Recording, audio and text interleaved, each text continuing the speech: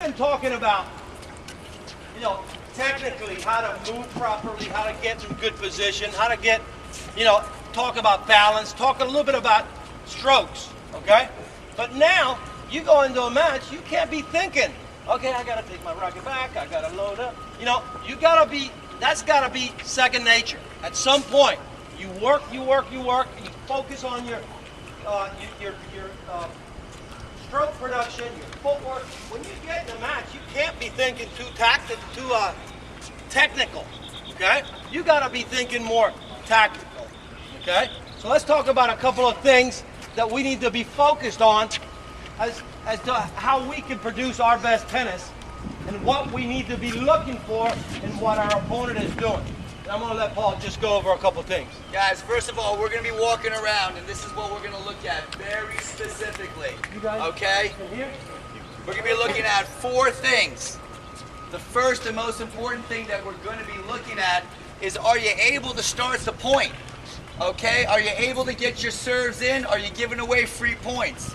So we're looking to start the point on both the serve and the return. That's going to be something that's primarily, can we start the point? B, are we building our points? Once we start it, we get the return back in. Are we establishing rallies, or are we going for big balls? Are we going for down the line shots too fast, or are we building a cross-court pattern and looking for a down the line aggressive play? That's number 2. Number 3 is really what separates better players from marginal players. Can you look for an opportunity to close out the point? Can you look for the opportunity to close out the point, or do you want to be sitting back there in 110-degree weather building your points? Not me. I want to close out that point as soon as I can. Maybe 3 rallies, I'm done. All right? I don't have the stamina. And lastly, after you found your opportunity ball and you're able to angle or do whatever you think you need to do, can you fully execute and close out the shot? Can you close out the point? All right? Those are the 4 things we're going to be looking at. First is going to be what? Starting the point. Start the point on both the what and the what?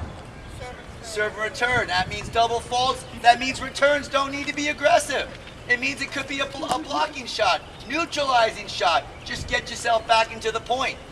Then you have what? Number 2.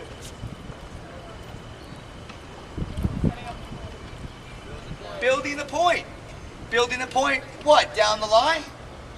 Cross-court rally exchanges, building your point behind the baseline. Then you have 3, your